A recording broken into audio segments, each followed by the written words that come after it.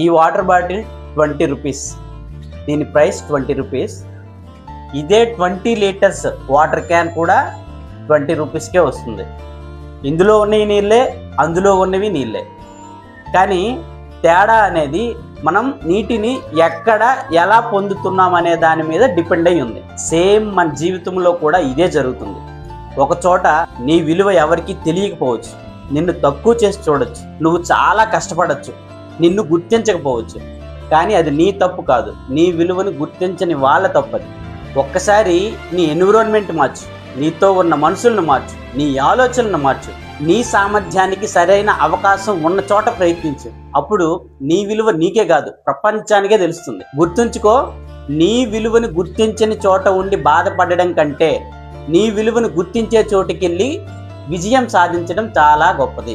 నీ విలువ తక్కువ కాదు, నువ్వున్న చోటు